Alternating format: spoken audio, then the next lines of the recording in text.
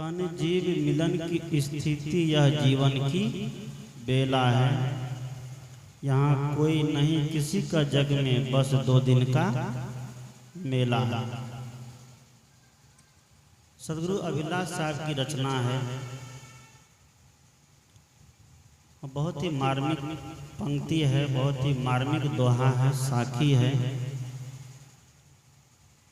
कि तन का और जीव का मिलना ही क्या है, जीवन है। आत्मा और शरीर का मिलन ही क्या है, जीवन है। और मौत आत्मा और शरीर का अलग अलग हो जाना, यही मौत है। आज हमारे संतलाल बाबू की आत्मा अलग हो गई शरीर को छोड़ करके। शरीर 5 तत्वों का जो समुच्चय है, मिट्टी, पानी, आग, हवा और आकाश। जीव के शरीर छोड़ने के बाद शरीर की अपनी अंतिम क्रिया कर दी, जो 16 संस्कार होते हैं। 16 संस्कार में अंतिम संस्कार है शरीर का क्या, जला देना, दफना देना या और कुछ कर देना। भिन्न भिन्न तरह के लोग हैं, भिन्न भिन्न तरह के काम करते हैं। कोई जलाता है, कोई दफनाता है, कोई पानी में प्रवाहित कर देता है, कोई खुले आकाश में ले जाके छोड़ देता है। तो हमारे यहाँ 2 प्रक्रिया अभी चल रही है, या तो जलाइए या तो गाड़ी। ये 2 काम चल रहा है। सदगुरु कहते हैं कि मौत का नाम सुनते ही व्यक्ति घबरा जाता है। घबरा रहा है। जैसे मौत की चर्चा होने लग जाए तो लोग कहते हैं कि ये बड़ा गलत चर्चा है, ये चर्चा नहीं करें। तो कौन सी चर्चा करें? खुशहाली वाला चर्चा करिए, शादी विवाह वाला चर्चा करिए, बच्चे के जन्म वाला चर्चा करिए। ये सब चर्चा चलने वाली है, लेकिन मौत की चर्चा चलने वाली नहीं है।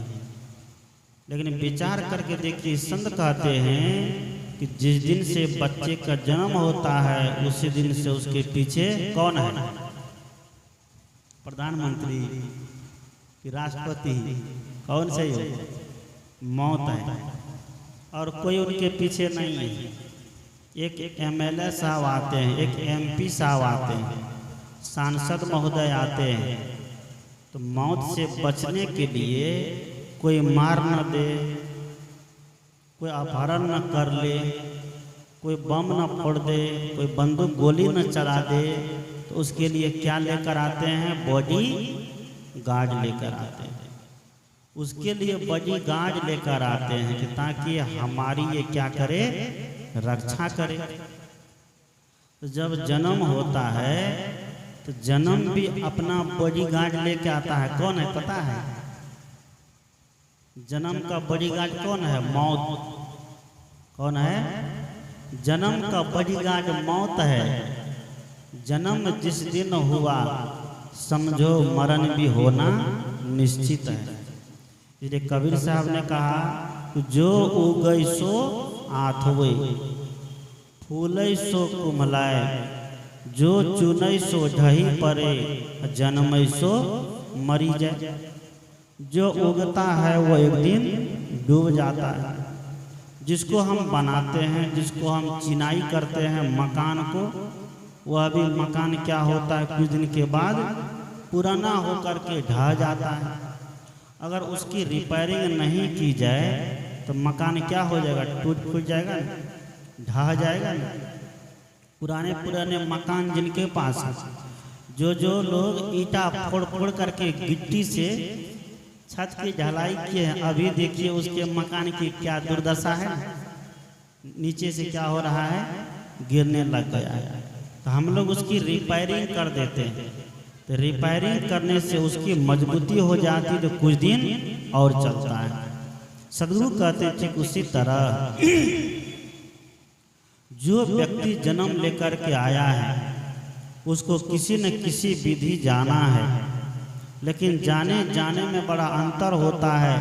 एक व्यक्ति सम्मानित होकर जाता है, एक व्यक्ति अपमानित होकर जाता है। सम्मानित होकर के जाने का मतलब है कि चलते फिरते इस दुनिया से चले गए। जो सम्मान हमारे संतलाल दास जी ने पाया, एक दिन पहले उसको सत्संग सुनाए आगे के दरवाजे पर। आगे मतलब क्या नाम है जानते हैं? चना। चंद्रश्री जी के दरवाजे पर एक दिन पहले सुने कि वो सत्संग सुने हैं, और 2 दिन के बाद मैं मधेपुरा में था। हमारे परमेश्वरी बाबू फोन किए कि ऐसी ऐसी घटना घट गई। मुझे बड़ा आश्चर्य लगा कि 2 दिन पहले जिस व्यक्ति को बैठ कर के सत्संग सुने, जो इतना स्वस्थ थे, इतने अच्छे थे, आज उनका क्या हो गया? चलने का समय आ गया, वो दुनिया को अलविदा कर गए। तो ये मौत बड़ी सुखद मौत है। ये मौत रोने वाली मौत नहीं है। ये मौत जो है याद करने जैसी है कि सबकी इस तरह से मौत हो जाए तो आदमी को भी कोई दुख का सामना उसको नहीं करना पड़ेगा। आज ऐसे ऐसे व्यक्ति को देखते हैं, ऐसे ऐसे साधु महात्मा को भी देखते हैं कि जो सालों से 2-2 साल से खटिया पर लेटे हुए हैं, न उनको भोजन भाता है, न वो चल फिर सकते हैं, न वो बोल सकते हैं, न वो बात कर सकते हैं। तो ऐसी जिंदगी से तो समझिए कि दुनिया से चले जाना ही क्या है? सार्थक जिंदगी है ना। इस शरीर में रह करके अगर दुख झेल रहे हैं तो इसका मतलब है कि प्रारब्ध हमारा क्या था? गड़बड़ था। प्रारब्ध हमारा कमजोर था, जिसके बदौलत यह जीव शरीर में क्या पा रहा है? दुख पाता है। अगर पिछले जन्म का कर्म हमारा गलत है, वर्तमान का कर्म सुंदर रहने से आप वर्तमान जीवन में ठीक तो रहेंगे, लेकिन पिछला अगर कर्म गलत है तो वह कर्म आपको क्या करेगा? वर्तमान जीवन में कितना बड़ा सत्संगी हो जाइए, कितना बड़ा ध्यानी हो जाइए, कितना बड़ा ज्ञानी हो जाइए, आपको जो दुख है उस दुख को क्या करना पड़ेगा? झेलना पड़ेगा। उस दुख से कोई बचा नहीं सकता है। उस दुख से वह दुख आपका कोई नहीं बांट सकता है। बहुत लोग कहते हैं कि भगवान सारे दुख क्या करते हैं? बांट लेते हैं। तो ऐसा कोई नियम नहीं है, ऐसा कोई कानून व्यवस्था नहीं है धर्म के क्षेत्र में कोई किसी के दुख को बांट लेगा। संसार में अगर किसी को तकलीफ होती है, दुख होता है, तो बोल करके, बैठ करके, रुपया पैसा सहयोग करके, शरीर से सहयोग करके उनके दुख को दूर किया जा सकता है। लेकिन अध्यात्म का जो दुख है, गलत कर्म का जो दुख है, उस दुख को मिल करके बांटे नहीं जा सकते। अगर भगवान दुखों से मुक्त हुए होते, भगवान सबके दुख को हर लिए होते, तो राम जी को इतना बड़ा दुख नहीं झेलना पड़ता। क्या झेलना पड़ता? राम जी के, भगवान श्री राम जी के पिता दशरथ जी को इतना बड़ा दुख नहीं झेलना पड़ता। बेटा का वियोग और अपना मरण क्या झेलना पड़ता? नहीं झेलना पड़ता। भगवान कृष्ण जो इतने बड़े महारथी थे, पूरा महाभारत के युद्ध में जिसने अहम भूमिका निभाई, वह भी अंतिम समय में 120 वर्ष की अवस्था में जंगल में जाकर के अपना तन का त्याग किया। अब सोचिए, जो भगवान थे, जो हर समय स्वर्ग में निवास करते थे, उसका मरण कहाँ होता है? जंगल में होता है। उस भगवान को भी नहीं छोड़ा कर्म घसीट करके लेके चला जाता। इसलिए सदगुरु कहते हैं कि मौत को कभी भूलना नहीं चाहिए। मौत तो याद करने जैसी है। कबीर साहब ने कहा कि जेहि मरने से जग डरे, मेरो मन आनंद, कब मरी हो कब पाई हो पूर्ण परमानंद। जिस मरने से दुनिया के लोग डरते हैं, डरते हैं। और ये मैंने कहा कि मौत का नाम सुनते ही व्यक्ति कांप जाता है। जिस मौत से दुनिया के लोग डरते हैं, साधु महात्मा उस मौत से डरते नहीं बल्कि उसका सामना करते हैं। यही मरने से जग डरे मेरो मन, आनंद कब मरियो कब पाइयो पूर्ण परमानंद। ये दुनिया क्या है?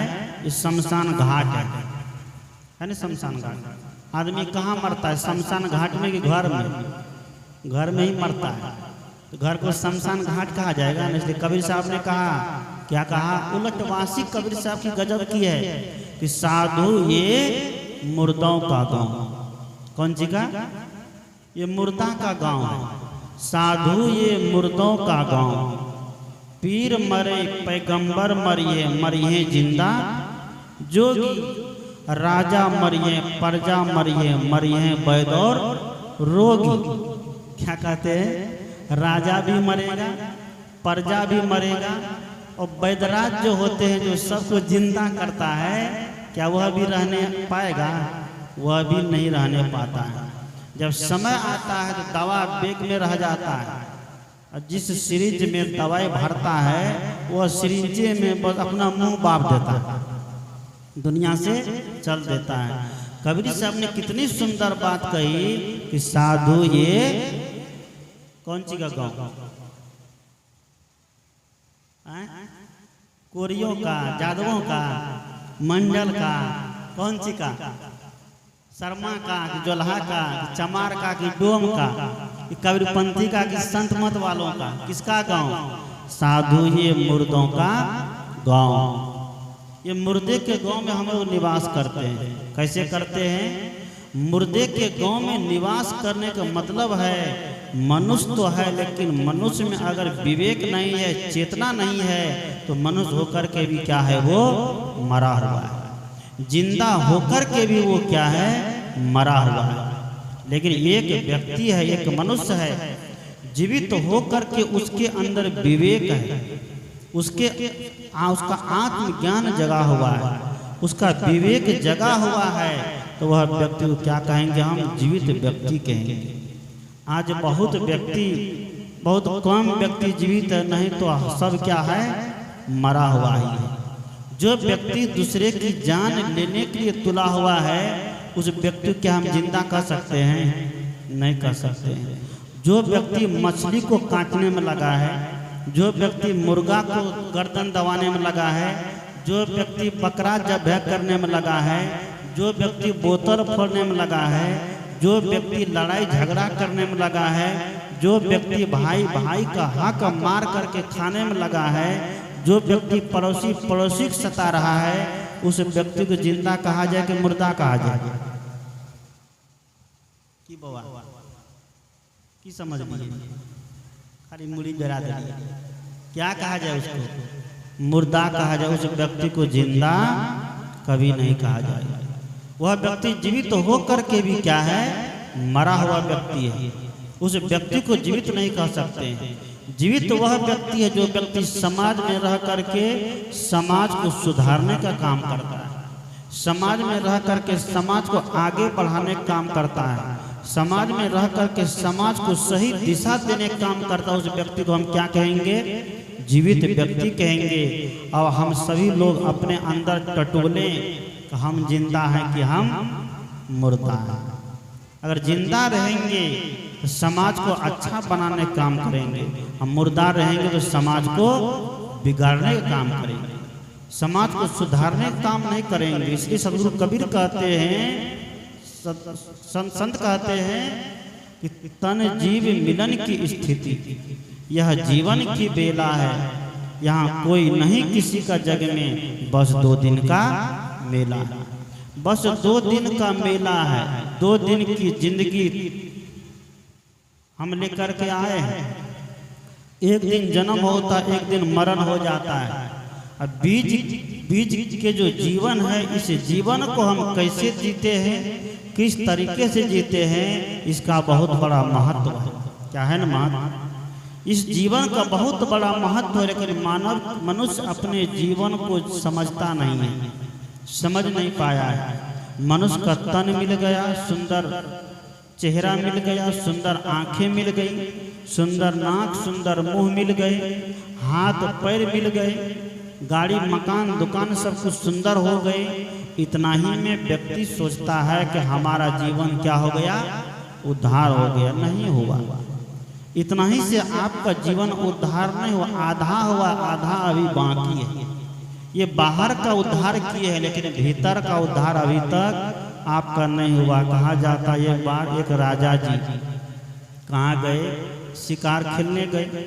राजा लोग तो शिकारी होते थे, शिकार खेलते थे।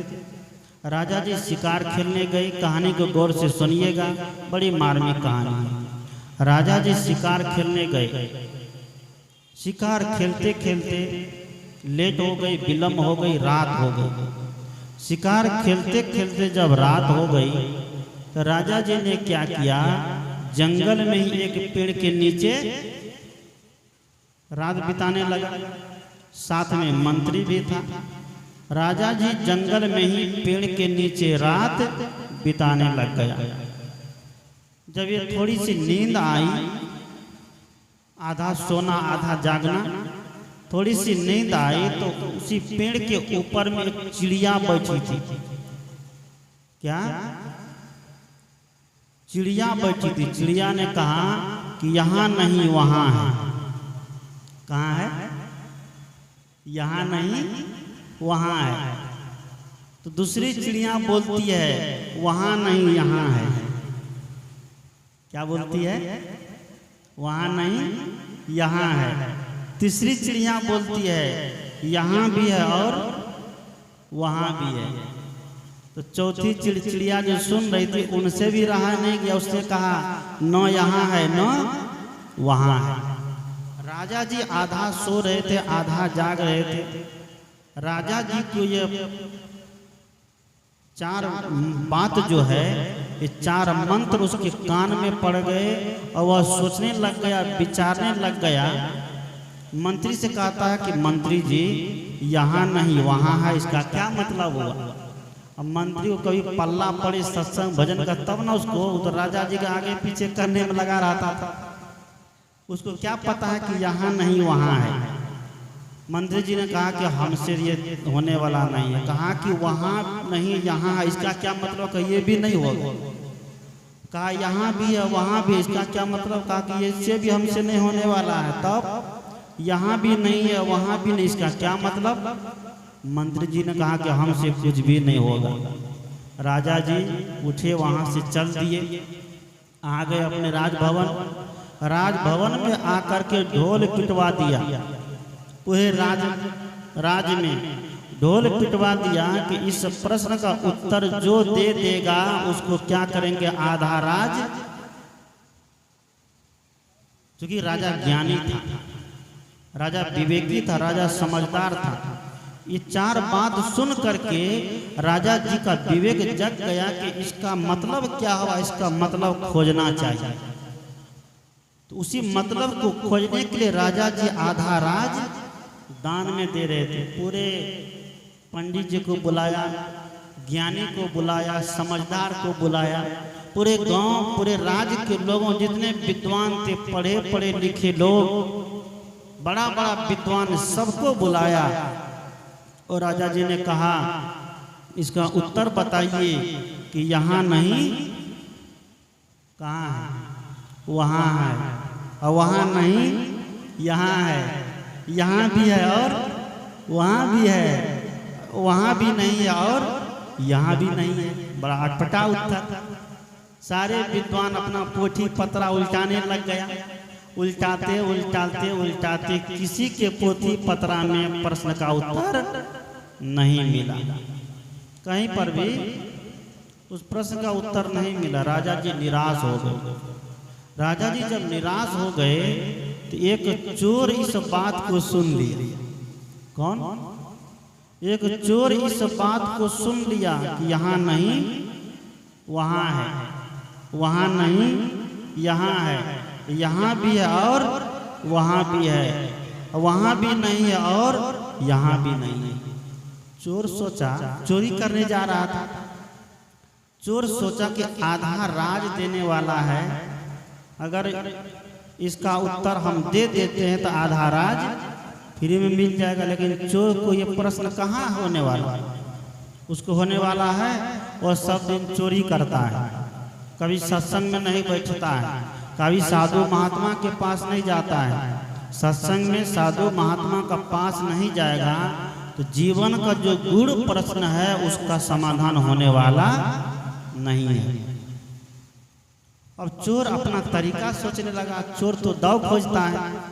चोर ने कहा कि राजा जी, आधा राज की बात तो सोचिए, आप केवल 50,000 रुपया हमको दे दीजिए, हम आपको 1 सप्ताह में इसका उत्तर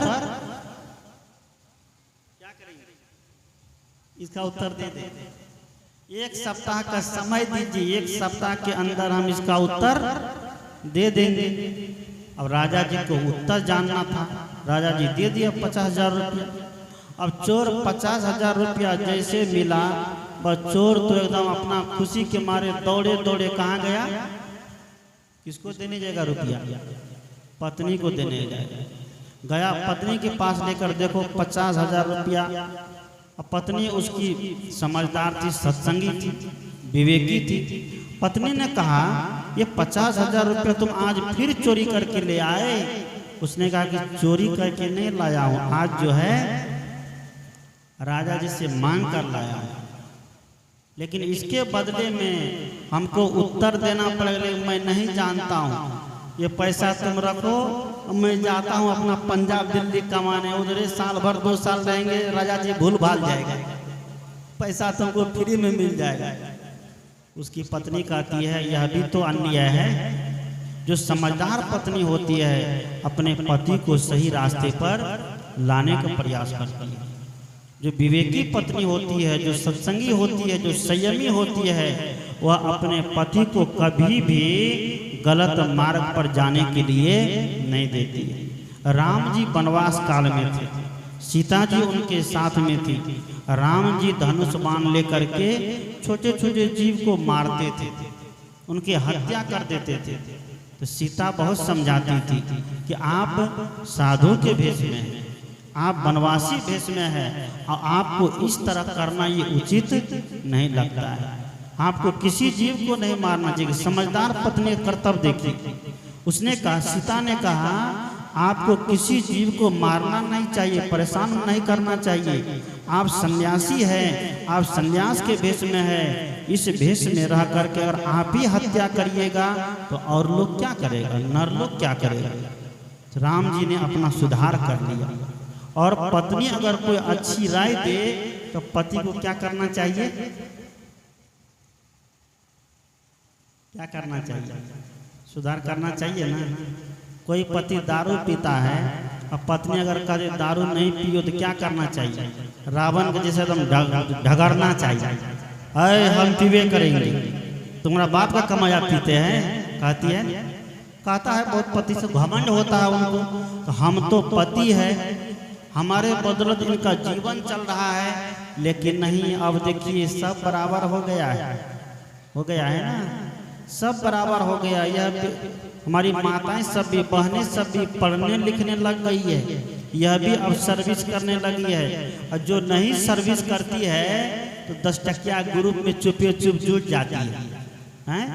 कभी समय था कि 10 रुपया 20 रुपया नमक तेल खरीदने के लिए पति को 4 बार कहना पड़ता था, उसका गोड़धरिया करना पड़ता था। 10 रुपया दे दो, 20 रुपया दे दो, 50 रुपया दे दो, तब जाकर के कहीं आंख गुर्रा करके एक बार देता था। लेकिन अभी है कि यही लोग आंख गुर्रा देगी, गुर्राने देगी, ये लोग नहीं, क्योंकि ये लोग के पास सब पैसा होने लग गया है। ग्रुप में जुट करके, समूह में जुट करके अपना काम चलाने लग गई है, पढ़ी लिखी हो गई है, सर्विस करने लग गई है, नौकरी करने लग गई है। यह है समानता का अधिकार, यह है हमारे संविधान की रक्षा। जो आज़ादी हमारे संविधान ने दिया हमारी माताएं बहनों का, यह कोई गर्व का विषय है। हमें इसका पालन करना चाहिए, हमें इसका आदर करना चाहिए कि इतना सम्मान हमें मिला है। संविधान के द्वारा जो आज़ादी एक भगवान नहीं दिला पाया, जो आज़ादी एक परमात्मा नहीं दिला पाया, वो आज़ादी कौन दिला रहा है? संविधान दिला दिया है। तो उसकी पत्नी समझदार थी। पत्नी ने कहा कि पैसा तो लेके आ गए हो और कहते हो कि मन में गलत भाव रख करके चले जाएंगे, राजा जी भूल जाएगा। कहा कि क्या प्रश्न है, प्रश्न हमको बताओ, उस प्रश्न का उत्तर मैं दे दूंगी। उसकी पत्नी क्या कहती है? उस प्रश्न का उत्तर मैं दे दूंगी, उसका प्रश्न मुझे बोलो, क्या प्रश्न है? उसने कहा कि राजा जी बोले हैं कि यहाँ नहीं वहाँ है, और दूसरा है कि वहाँ नहीं यहाँ है, तीसरा है कि यहाँ भी है और वहाँ भी है, चौथा है कि वहाँ भी नहीं है और यहाँ भी नहीं है। उसकी पत्नी ने कहा कि धत्तरी कि यही साधारण प्रश्न के लिए आप डरते हैं, इसी साधारण प्रश्न के लिए आप राजा जी से डर के भागना चाहते हैं पंजाब। ये प्रश्न का उत्तर तो मेरे पास है। कहा का बिल्कुल मेरे पास है। कहा चलो तुम राजा जी के पास। और चोरवा तो डर वो करता है, हो बाप कहीं नहीं हो पाया समाधान तो लाठी पड़ेगा टंगड़ी में, टंगड़ी तोड़ देगा। चोरवा बेचारा डर से कहा कि आप डरो मत, हम चलते हैं, चलो मेरे साथ। बस उसकी पत्नी अपने पति को लिया, चोर पति को, घर से निकली। निकल करके जब रास्ते में जा रही थी, एक नदी के किनारे एक साधु बाबा, कौन? एक साधु बाबा मचान बना करके ऊपर से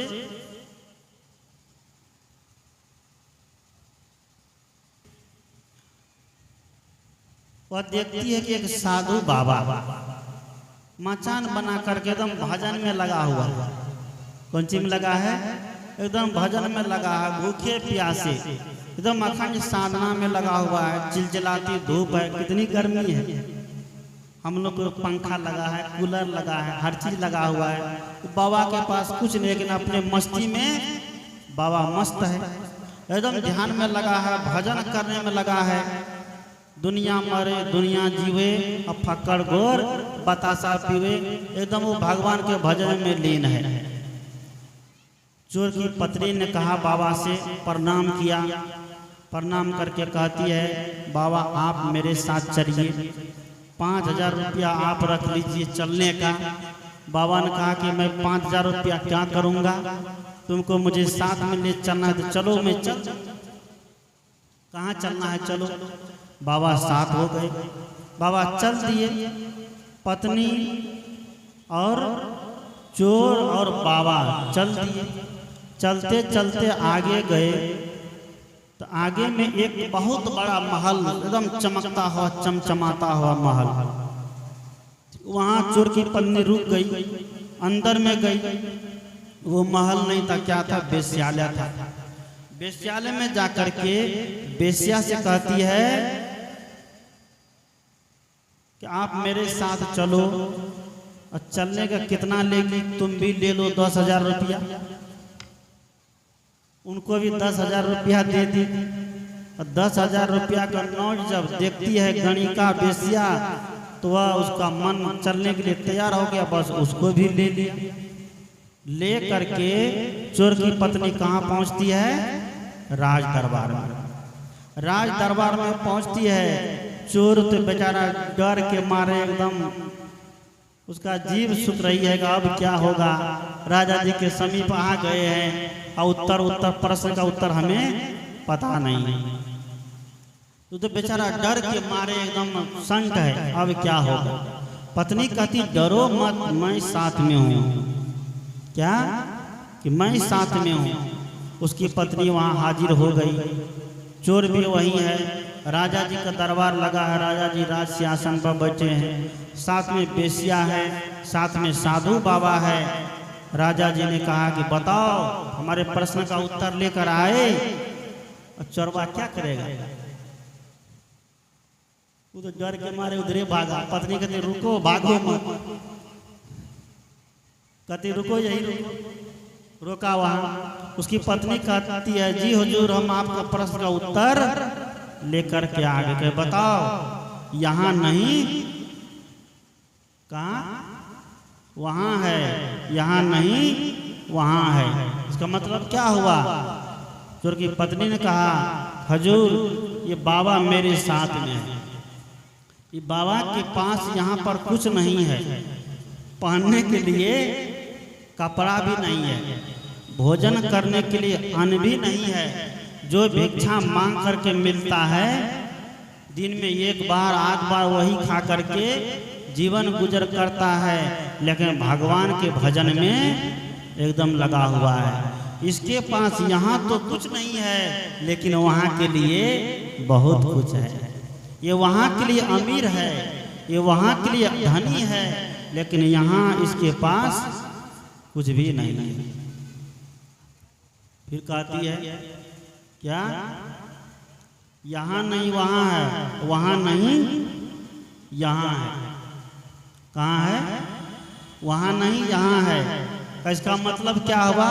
कहा कि इसका मतलब हुआ, इस बेसिया को देखिए, यहाँ हर चीज है, एकदम देखने में कितना सुंदर है, एकदम पूरे गहने से लदी हुई है, सुंदर साड़ी पहनी हुई है, नाकों में सोना है, कानों में सोना है, गलों में सोना है,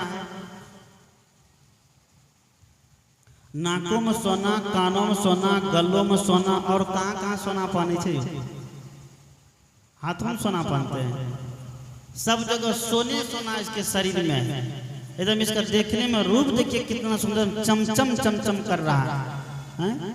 कोई भी इसके रूप को देख करके आकर्षित हो जाए, कितना सुंदर इसका रूप है। लेकिन ये यहाँ के लिए है, लेकिन वहाँ के लिए नहीं। ये यहाँ के लिए तो है, लेकिन वहाँ के लिए नहीं है। रख दो, छोड़ दो, अभी सब लाइट है ये, बस हो गया शान, बाकी रखो। बोलिए सदगुरु देव की, एक बार जोर से बोलिए, बोलिए सदगुरु कबीर साहेब की। मैं क्या कह रहा था? यहाँ है, लेकिन यहाँ है वहाँ नहीं है। ये बेसिया यहाँ, इसके पास सब कुछ है, सुंदर भवन है, चारों दिशा में इसको लोग जानते हैं, बड़े बड़े लोग जानते हैं इसको, बड़े बड़े लोग जानते हैं, सब दिशा तरफ इसका नाम है।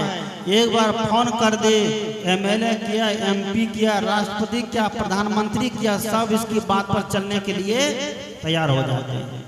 इसका यहाँ तो है, लेकिन वहाँ के लिए बेसिया ने कुछ भी नहीं किया। वहाँ की इसको जब जाएगी तो ये नरक की नरक इसको भोगना पड़ेगा। राजा जी मन ही मन बड़ा खुश हो रहे हैं। राजा जी मन ही मन बड़ा प्रसन्न हो रहे हैं कि दो प्रश्न का उत्तर तो मिल गया। अब जो चोरवा था उसको थोड़ी जान में जान आ रही है, आहा मेरी पत्नी ने आज मुझे बचा लिया, उसको जान में जान आ रही है। पत्नी बहुत बार उसको कहा कि तुम चोरी करना छोड़ दो, चोरी मत करो, मांस खाना छोड़ दो, मछली खाना छोड़ दो, दारू पीना छोड़ दो, झूठ बोलना छोड़ दो, लेकिन वो चोरवा पत्नी की बात को नहीं माना। आज जब संकट में पड़ गया है और संकट में पत्नी साथ दे रही है, तब वो मन ही मन पत्नी को क्या दे रहा है? धन्यवाद दे रहा है। और आज तुम नहीं होती तो आज हमारा गर्दा झाड़ जाता, कनपट्टा झड़ता कि नहीं। तीसरा प्रश्न ये बताओ कि यहाँ भी है और वहाँ भी है, कहाँ? यहाँ भी है और वहाँ भी है। राजा जी आपके पास तो यहाँ भी सब कुछ है, और पहले जन्म में जो सुंदर कर्म किए हैं उसी कर्म का परिणाम आप क्या बने हुए हैं? राजा बने हुए हैं, महाराजा बने हुए हैं। आपका वह भी ठीक था और यह भी ठीक है, इसलिए यहाँ के लिए भी आप और वहाँ के लिए भी है। यह आपका उत्तर हुआ। कहा कि चौथा उत्तर कि न यहाँ है न वहाँ है। कहा कि चौथा उत्तर में ये मेरा पति को देखिए। किसको देखिए? मेरे पति को देखिए। कहे क्या? कहा कि ये न तो यहाँ का है न तो वहाँ का है। कहा कैसे? यहाँ देखिए चोरी कर रहा है, इतना समझाने के बाद भी ये बात नहीं मानता है। मांस खाता है, मछली खाता है, अंडा खाता है, शराब पीता है, गलत जगह जाता है, ठेके पर जाता है। समझाने बुझाने के बाद भी आज तक ये सुधरने का, समझने का नाम नहीं लिया है। इसलिए ये न तो यहाँ का है न तो वहाँ का है, ये कहीं का नहीं है। चोरी करेगा, पकड़ा गया, थाने में जाएगा, पुलिस देगा हंडर, पीछे से ऊपर से डंडा पर डंडा देगा, नाम बदनाम होगा, मुकदमा होगा, केस हो जाएगा, तारीख मुझे ढोना पड़ता है, बदनामी झेलना पड़ता है। चोरी तो कोई करे या बदनाम पूरा परिवार होता है, पूरा परिवार चोर नहीं होता है। अगर एक भी चोर परिवार में निकल गया तो उसको लेकर के पूरा परिवार क्या होता है, बदनाम होता है। कहा कि इतना अपमान सहना पड़ता है, इतना अपमानित होना पड़ता है। इसलिए यहाँ भी ये अपमानित हो रहा है। मरने के बाद जब कहाँ जाएगा, कहाँ जैसे जो मरे के बाद जो कहते जैसे नरक जाएगा वो चोर। कहाँ जाएगा, नरक में जाएगा।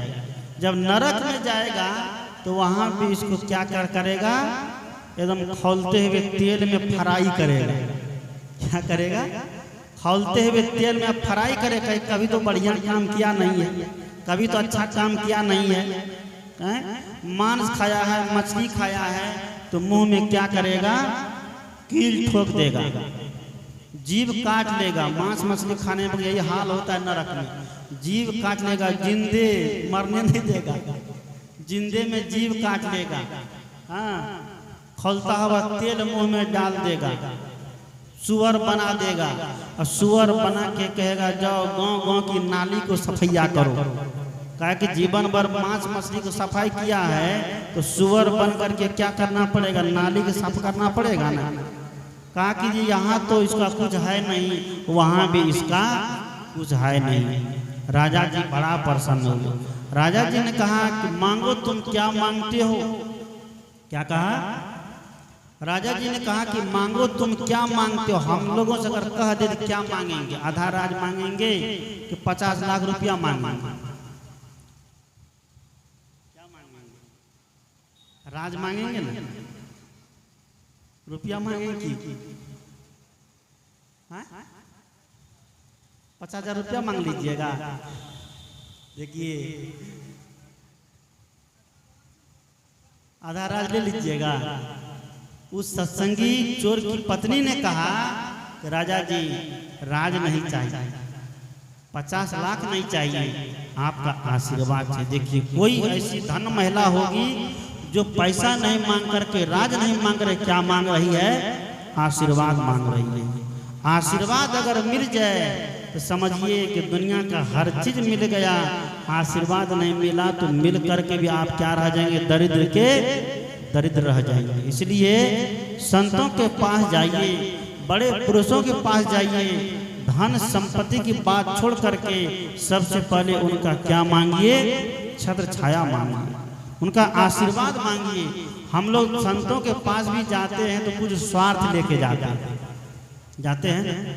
साधु के पास भी जाएंगे तो कुछ न कुछ स्वार्थ लेके जाएंगे, और स्वार्थ लेकर के जो व्यक्ति गया है आज तक उनका कुछ भी पूरा नहीं हुआ। साधु के पास जाइए, निस्वार्थ भाव से जाइए, बिल्कुल खाली होकर जाइए, भर करके मत जाइए। और चोर की पत्नी कहती है कि हुजूर हमें आधा राज नहीं चाहिए, हमें रुपया पैसा नहीं चाहिए, हमें तो आशीर्वाद चाहिए। आपका आशीर्वाद हो, आप चल करके मेरी कुटिया में सत्संग करवा दीजिए। क्या करवा दीजिए, सत्संग करवा दीजिए। इसलिए उस चोर की पत्नी ने कहा हुजूर मेरे घर में क्या करा दीजिए, सत्संग करा दीजिए। बड़े बड़े संत महात्मा जी को राजा जी आमंत्रित किए। जब राजा है तो छोटा मोटा महात्मा आएंगे, बड़े बड़े संत आए। चोर के घर में सत्संग हुआ। आप सोचिए, चोर के घर में जब सत्संग हुआ, सत्संग जब समाप्त हो गया, संत महात्मा विदा हो गए, तो एक उसके घर से एकदम काली कलूटी एक बुढ़िया कांख में एक झोरा दबाए हुए, हाथ में लाठी ली हुई, कमर टेढ़ी मेढ़ी, चलती तो कभी इधर कभी उधर, दाएं बाएं, एकदम लड़खड़ा के भाग रही है। चोर की पत्नी ने कहा कि कहाँ भाग रही हो, आप कौन हो, सुनो सुनो सुनो। चोर की पत्नी ने कहा आप कहाँ भाग रही, सुनो सुनो सुनो, इस घर में तो तुम अभी तक रह रही थी, मैं तो रहती नहीं, तुम कौन हो। कहा कि अब इस घर में मेरा वास नहीं है। कहा क्यों, हमसे कोई अपराध हो गया? कि अपराध नहीं हुआ है, अपराध हमसे हुआ है। अपराध हमसे हुआ। क्या हुआ? कहा कि अब इस घर में संतों का वास हो गया है, अब इसमें घर में सत्संग का वास हो गया है, इसलिए अब मेरा वास यहाँ पर नहीं है। कहीं क्यों, तुम कौन हो? उसने कहा कि मैं दरिद्री हूँ, दरिद्री। कौन हूँ? दलिद्र जिसको कहते हैं, मैं दलिद्र हूँ, दरिद्र। अब इस घर में मेरा कोई वास नहीं है, अब ये घर तुम्हारा है। चोर की पत्नी ने बहुत कहा कि नहीं, इतने दिन तक तुम इस घर में रही, अब भी रहोगा? बिल्कुल नहीं रह पाऊंगा। कबीर साहब ने कहा जो घर हैगा सर्प का, सो घर साध न हो। जिस घर में सर्प का निवास है, सांप का निवास है, अहंकारियों का निवास है, उस घर में क्या साधु निवास कर पाएगा? नहीं कर पाएगा। जिस घर में संत का चरण पड़ के, इसलिए कहते हैं कि संत का आना और बसंत का आना दोनों बराबर होता है। शुरू में ही आप लोग एक साखी में सुने थे कि राम बुलावा भेजिया, दिया कबीरा रो, जो सुख साधु संग में, सो बैकुंठ न हो। राम जी बुलावा भेजे। कबीर साहब के बारे में बड़ा नाम सुने थे राम जी कि कबीर साहब मेरा भी नाम लेते हैं। क्या? कबीर साहब मेरा भी नाम लेते हैं। दुनिया के लोग कहते हैं कबीर साहब राम का नाम ही नहीं लेते हैं, कबीर साहब राम को मानवे नहीं करते हैं, भगवान को मानवे नहीं करते हैं। लेकिन भगवान जब कबीर साहब के विचार को समझे राम जी, तब बुलावा भेजे, रथ लेकर भेजे, सिंहासन लेकर भेजे, जाओ उस बाबा को तो सिंहासन लेकर आओ, सिंहासन पर बैठा के आओ। काहे? उस बाबा की चरण में हम भी रहेंगे तो हमारे भी क्या हो जाएगा? क्या होगा? क्या हो किए थे? उद्धार होगा, कल्याण होगा। क्यों? हनुमान जी ने क्या कहा? श्री गुरु चरण सरोज रज। भगवान का नाम पहले नहीं लेता है, किसका लेता है? राम जी की लेना चाहिए ना, राम जी का नाम नहीं लेते हैं। गोस्वामी तुलसीदास जी को पहले राम जी का नाम लेना चाहिए, लेकिन क्या कहते हैं? बंदो गुरुपद कंज, कृपा सिंधु नर रूप हरि, महामोहतम पुंज, जासु बचन रवि कर निकर। वो पहले गुरु का नाम लेते हैं कि भगवान से भी जिसका पद ऊंचा हो वो कौन है? गुरु है। वह गुरु के पहले प्रार्थना करते हैं, गुरु का पहले स्मरण करते हैं। गोस्वामी तुलसीदास जी रामायण लिखते हैं, सबसे पहले राम का नाम नहीं, किसका नाम आता है? गुरु का नाम आता है। और जब हनुमान चालीसा लिखते हैं तो उसमें किसका नाम आता है? हनुमान जी का आना चाहिए, राम जी का आना चाहिए, लेकिन नहीं, किसका? श्री गुरु चरण सरोज रज, निज मन मुकुर सुधार, वरणौ रघुवर विमल जसु, जस फायदायक फल चार। सबसे पहले गुरु के पद की वंदना करिए। गुरु की वंदना किए बगैर दुनिया की सारी वंदना क्या है? व्यर्थ। उस वंदना का कोई महत्व नहीं है, उस वंदना का कोई वैल्यू नहीं है। चोर की पत्नी ने दरिद्री को बहुत रोकने का प्रयास किया, लेकिन दरिद्र वहां रुका नहीं। दरिद्र कहाँ रहता है जानते हैं? जहां पर झगड़ा हो, जहां पर सास पुतों में हर समय झोंटा झोंटी हो, वहां किसका निवास रहता है? तो उस घर में दरिद्र का निवास रहता है। जिस घर में देखो मांस मछली अंडा दारू शराब चलता है, उस घर में किसका निवास होता है? बहुत लोग को बुरा लगता होगा, ये बाबा का दिमाग खराब हो गया है, लगता होगा। उस घर में किसका निवास होता है? दरिद्र का निवास होता है। जिस घर में देखो साफ सफाई नहीं है, उस घर में किसका निवास होता है? दरिद्र का निवास होता है। जिस घर में देखो रात में जूठे बर्तन पड़े रहते हैं, उस घर में किसका निवास होता है? दरिद्र का निवास होता है। जिस घर में देखो हर समय पति पत्नी में झाँव झाँव झाँव झाँव कुत्ता कौवा जैसे होता रहता है, उसके घर में किसका निवास रहता है? दरिद्र का निवास। देखिए, दरिद्र निवास करने के बहुत सारे जगह, इसलिए हम लोग अपने अपने घर से भगाएं। किसको भगाएं? किसको भगाना चाहिए? दरिद्र को भगाना चाहिए। हम बेटी को भगा देते हैं, बेटा को भगा देते हैं, पुतों को भगा देते हैं, दामाद को भगा देते हैं। इसको नहीं भगाइए, भगाइए किसको? दरिद्र को भगाइए, ताकि आपका घर का माहौल क्या हो जाएगा? अच्छा हो जाएगा। आपका घर का माहौल सुंदर हो जाएगा। यहाँ सभी सासू माँ बैठी है, सभी सासू माँ ये सोचती है कि ससुराल में हमारी बहू को कोई कुछ नहीं कहे, यही ना?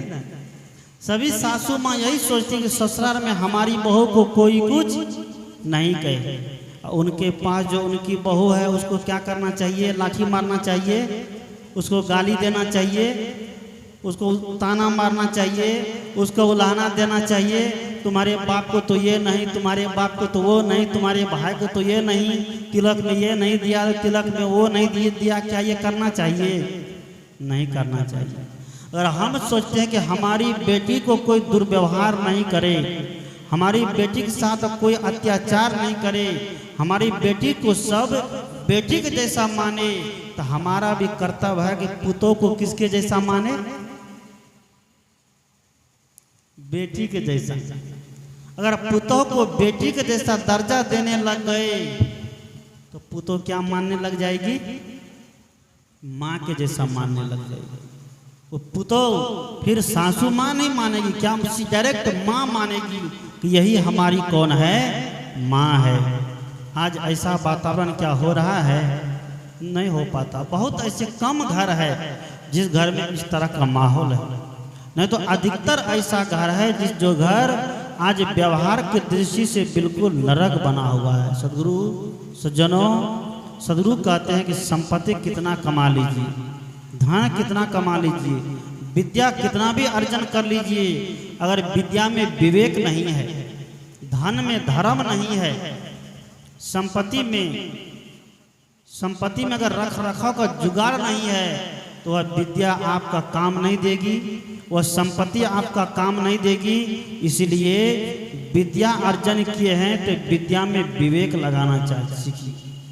आज सभी लोग पढ़े लिखे हो गए, सभी लोग समझदार हो गए, सभी लोग ज्ञानी हो गए हैं। सरकार भी इसके लिए काफ़ी खर्चा कर रही, पढ़ाई के ऊपर करते हैं। हम लोग को विद्यालय दशा देखते हैं, भोजन मिलता है, कपड़ा मिलता है, कॉपी कलम हर चीज़ मिलता है, सुंदर सुंदर टीचर दे दिए हैं, बीपीएससी वाला टीचर दिया है।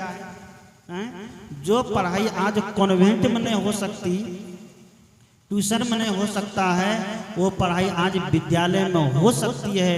लेकिन हमारा बच्चा वहाँ जाने के लिए तैयार नहीं है। हम अपने बच्चे को वहाँ भेजने के लिए तैयार नहीं है। क्यों? कि सरकारी स्कूल में बच्चा जाएगा तो हमारा पोजीशन कम हो जाएगा कि ज़्यादा हो जाएगा? कम हो जाएगा। और सरकारी नौकरी करने में पोजीशन क्या होता है? तब सरकारी नौकरी करने में पोजीशन बनता है। ऐसे लोगों को सरकारी नौकरी वो करेगा, लेकिन बच्चे को सरकारी विद्यालय में नहीं भेजेगा। सरकारी नौकरी करना उसके लिए प्रतिष्ठा का सवाल हो जाता है, और सरकारी विद्यालय में बच्चों को भेजना प्रतिष्ठा पर क्या होता है? प्रतिष्ठा डाउन हो जाता है। ये मानसिकता आज हम बना लिए हैं। इसीलिए दरिद्री तो चली गई, दरिद्री जब चली गई तब उधर से 4-5 तो कौन ऋषि महर्षि का पदार्पण हुआ। चोर की पत्नी कहती है आप कौन है? एक कहता हम ब्रह्मा जी है, एक कहता हम विष्णु जी है, एक कहता हम महादेव जी है। सावन के महीना में महादेव जी का ही प्रवेश हो गया, कहा कि हम महादेव जी है। कोई कहते हम गोरा है, कोई कहते हम पार्वती है, कोई कहते हम वशिष्ठ है, कोई कहते हम राम है, कोई कहते हैं कृष्ण है। सत्संग जहाँ पर हुआ वहाँ पर दरिद्र का खात्मा हो गया और साधु महात्मा भगवान का वहाँ क्या हो गया, पदार्पण हो गया। ये शक्ति है सत्संग में, संतों के विचारों। इसीलिए संत सदगुरु कहते हैं कि सत्संग से व्यक्ति को जुड़ना चाहिए।